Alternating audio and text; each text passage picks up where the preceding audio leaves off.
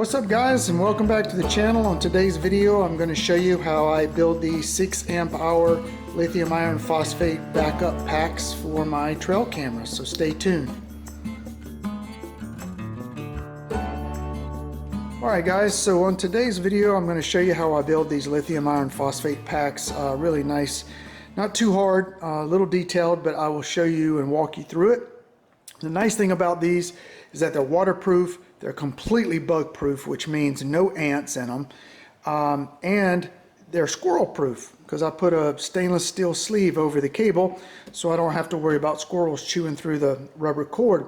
The other nice thing about it is with this little handle that I made that screws into the tree, I hang the box on that, and then you can drape moss over this and just make it a lot more concealable on the tree so that people can't see it.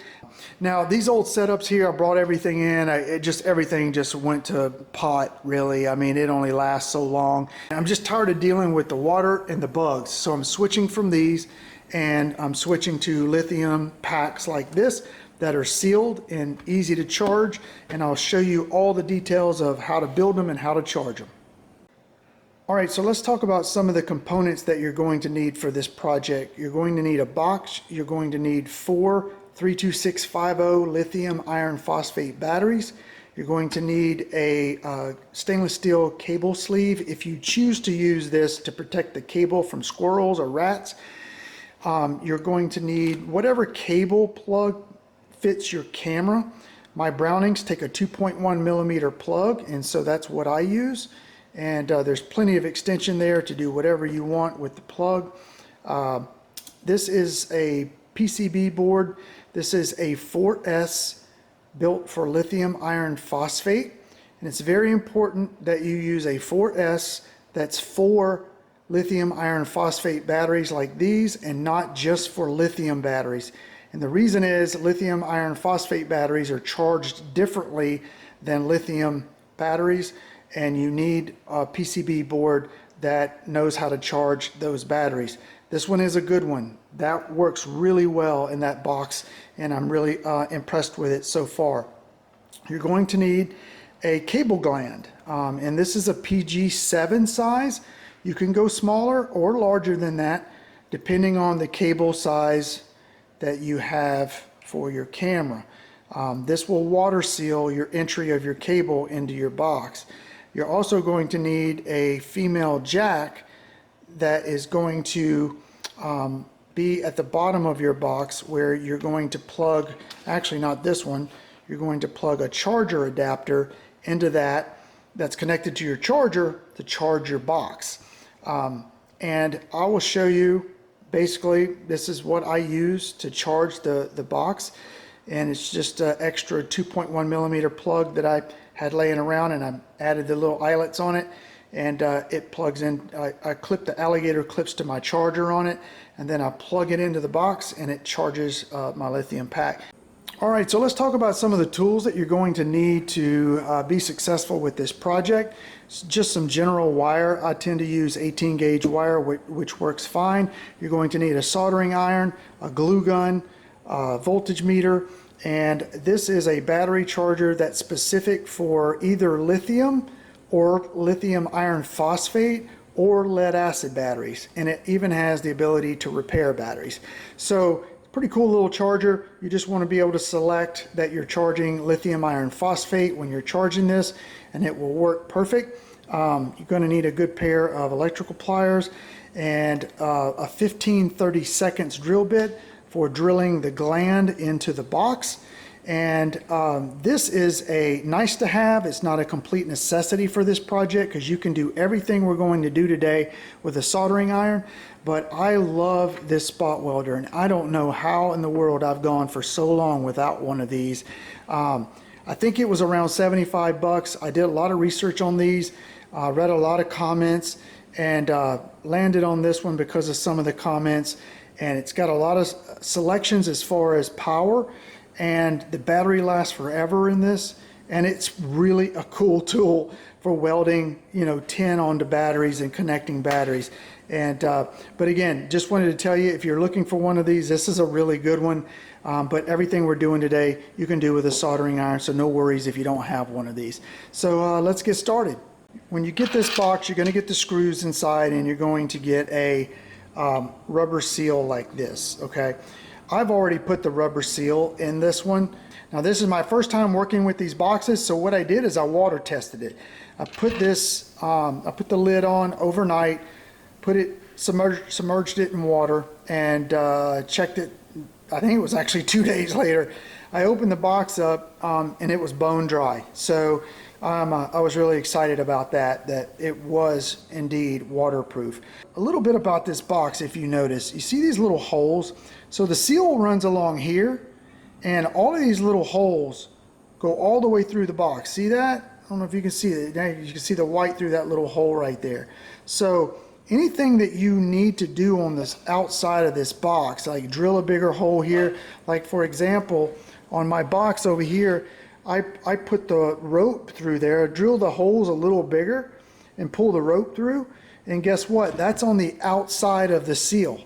So it's still waterproof. Basically what we're going to do is we're going to create the battery pack laying in here like this, right? And we're going to have our glands on the end here, so you got a little bit of space down in here for your wires to come through, and then your PCB board's going to sit on top. Okay, but how we're going to put this all together is we're going to take the batteries out and we're going to hot glue them on both sides to create a nice tight pack, and then we're going to hot glue the bottom of that and stick it on there, and it'll be nice and secure, and we'll do our glands and we'll get to soldering.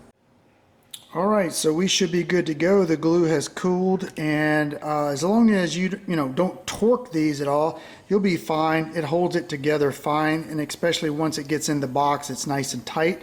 And also your welding on here is going to tie the batteries together as well. So let's get to spot welding our batteries together. This is my positive out, my negative out. I'm going to bridge this one, bridge the bottom, and we'll be moving along.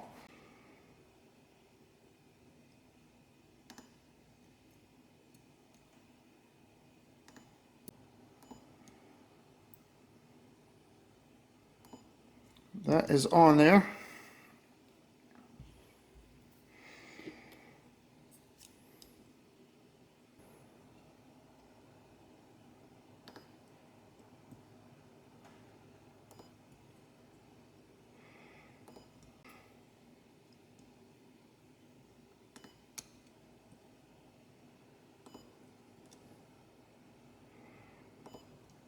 All right.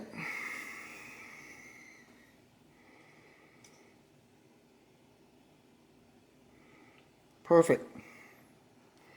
That'll help sturdy up your pack as well. All right, so we've got our positive out, our negative out. We're going to lay it over like this, and we're going to glue our PCB board right on top. See, I'm going to run a couple of beads right across the top.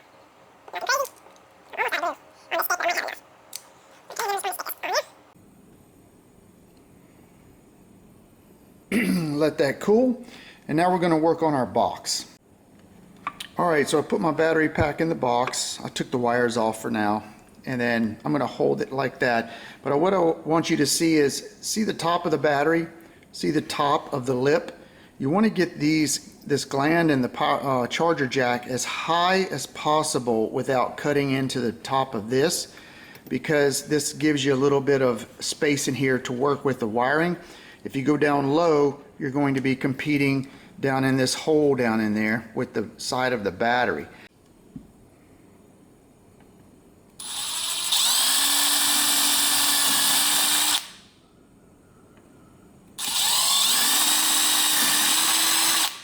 So one thing I wanted to mention that's really important is the cable gland takes a 15-30 seconds bit, and the charger port takes a 13-30 seconds bit. I use a slightly smaller bit so that the hole's tighter and I can force it in for a tighter seal.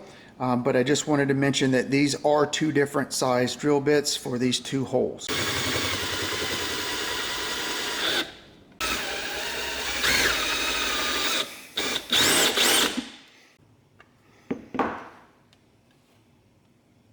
now that we've got our jacks put in, let's kind of slide our battery in. It's going to be tight here. It's going to go underneath those.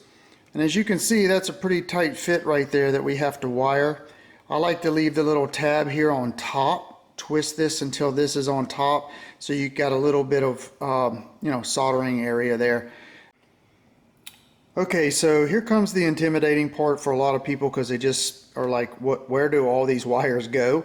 I'm going to make this as simple as possible for you. And what we're going to do is we're going to start from the right side of this plug and we're going to work our way left.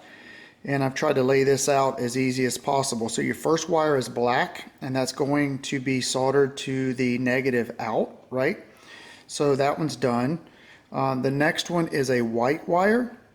And now the white wire is going to go to this bridge here. You can see I put white there. So your white one's going to be soldered there. Your next color is going to be blue.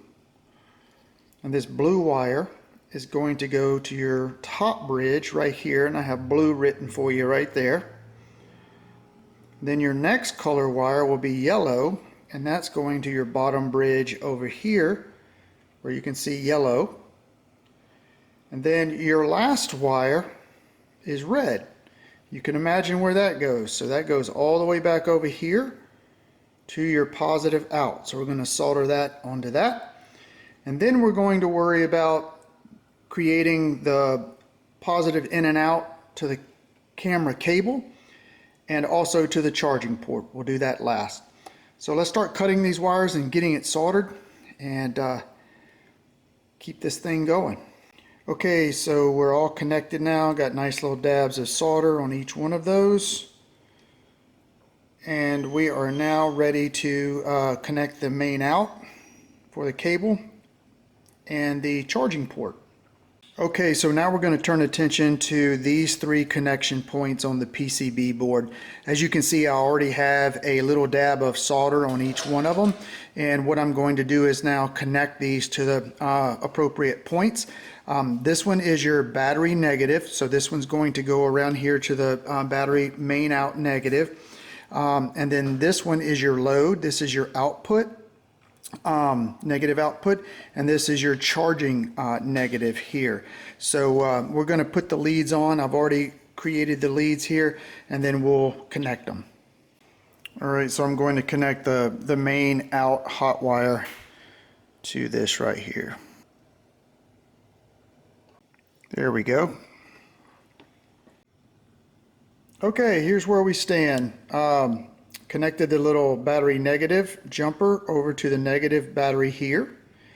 I've got the load out for the negative going here, and this is the partner hot wire that's connected to the main positive out. These are your cable wires going to your camera, and then this is your charging port negative that we're going to run up here to the front and put on the charging port. But we're going to create a little jumper from this hot over to the hot for the charging port, and I'll show you how we do that next. All right, stay with me here, guys. We are in the home stretch. So I've got my cable cord coming in with the positive and negative. I've got my positive connected to the center post of the charging port, and now we're going to slide our battery in here. And there's only a couple more connections, and we are going to be very close to being done. So here is my charging negative that I have to get over there and solder to that little tip right there on the charging port. Got it. All we have to do now is we've got a negative here that we're going to connect with a little twisty cap, and I'll tell you why I'm using these in a second. And now all three of these are common. So you got your charging port, your cable positive, and your battery positive out are all going to go together.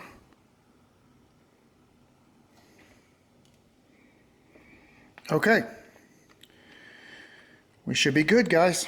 And the reason that I said that I like to use these is because if I need to disconnect this cable and use a longer cable or a shorter cable, or if the cable goes bad, then all you have to do is loosen the gland and undo these wire nuts, and then you can replace the cord really easy without having to break any soldering or disconnect from, the board. Let's test the voltage on here and see what we got. So the outside is negative and the inside is positive, and there's our voltage meter right there. Let's see what we got. We are reading 13.27 volts. That is absolutely perfect, and it'll go higher than that once it's completely and fully charged, which is not out of the range for any trail camera. That's a 12 volt rated camera. There's a wide range of voltage that these cameras will work on, so no problem there. Now, just another little tip: sometimes these plugs that you get, make sure that that plug will go up into your camera as far as you need. Sometimes it's too fat around the edge, and what I will do is I will take a razor blade and trim the edge of that down so that it'll go up in the camera. So basically what you're going to want to do now is tighten down your gland, make sure all your connections are good, and then I usually take some foam like this. I always have foam laying around, and I'll cut some razor blade little sections out of it, and I'll slip in the sides. So I typically put a little padded foam on top to compress it down before installing my screws, just a little bit. You don't need a whole lot of pressure on there.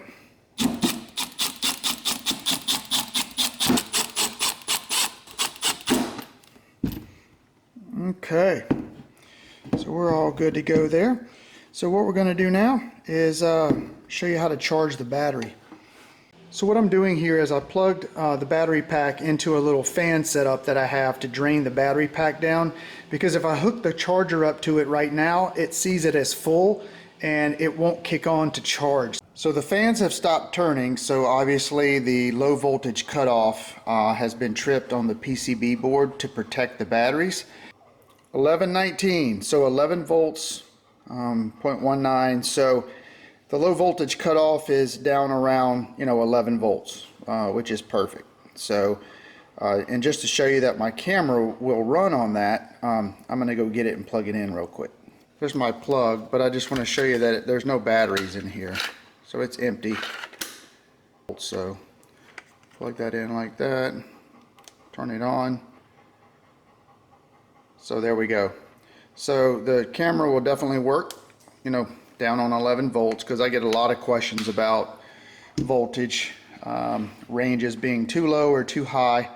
So now what we're going to do is we're going to plug this into my charger here, and we're going to charge the battery. So you're going to need a adapter like this to charge your battery with. Real simple to make. Just take a male plug and put a couple little eyelets on it. You can use anything on the ends here that you want, just something that your alligator clips can clip to and keep a connection.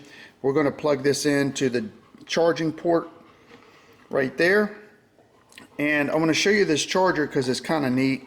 I keep this charger on the side for doing these little projects like this. It charges lithium, it charges lead, it charges lithium iron phosphate. That's the one we're going to select today, and then it does some battery repair as well. So I'm going to select lithium iron phosphate, okay, and then I am going to connect the batteries on here.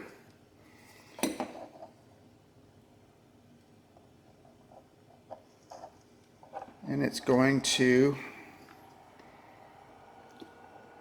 start giving me a reading, 12.7 volts. And it'll give you, start down at 20% and it goes all the way up. It's 12.8 volts. So what we're going to do is I'm just going to let this sit for however many hours it takes to charge this. And then we're going to come back and see what the upper level voltage is of this pack so that you guys will know. Our charger has turned off and it seems to be fully charged. Alright, so it's 13.57. I don't know if you can see that right there. 13.57 volts. No batteries in this camera still, so there you go. Alright, so our lower voltage range on this is 11, in the low 11 range where the PCB board cuts off, and the upper cutoff range was around 13.5 volts. So now what we're going to do is just get this ready to kind of hang on a tree. So I'm going to drill these out, make them a little bigger, and then I'm going to drill the other ones.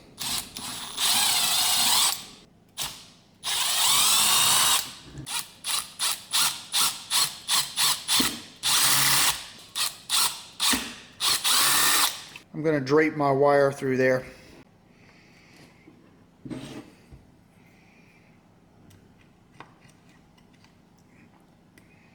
That'll be perfect.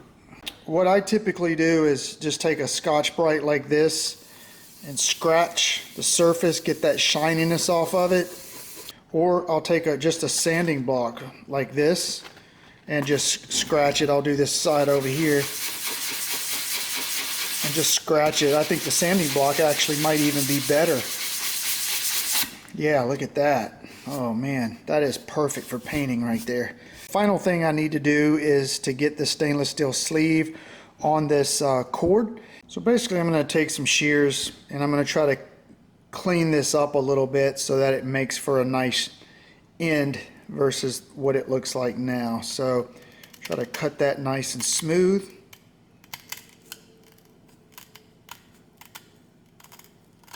Just like that.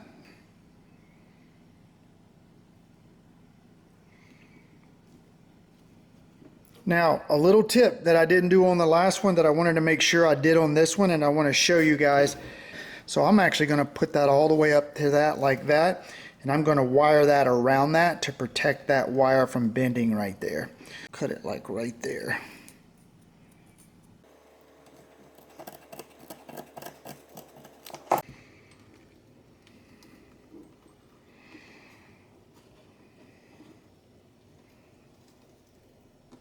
I'm going to take some needle nose. This will tighten it up. Oh yeah. Just take that, snip that. Now we got a nice fitting right there. It's protected coming out. We're good on that. And then I'll just put a little piece of wire here on the end of that as well. Okay, there we go. Boom, just like that.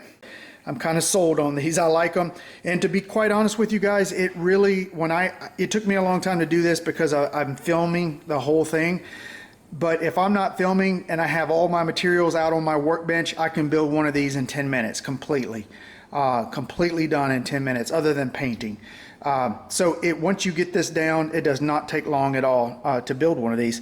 So anyway, guys, thank you for watching. Let me know if you have any questions. Again, I will put all the items that I used in the description, or a link over to our Amazon store so that you guys can find them. So that way I don't get a million questions on all the different parts and pieces that I used. It just keeps everybody nice and organized over in the Amazon store. And we appreciate you guys supporting our store. We make a little bit of commission off of the things that you buy there, but it doesn't charge you any more for those products. So thank you guys for supporting our store in that manner. And other than that, leave me some questions, comments, and give us a thumbs up and subscribe if you haven't. So talk to you guys soon. Stay safe out there, and God bless. Take care.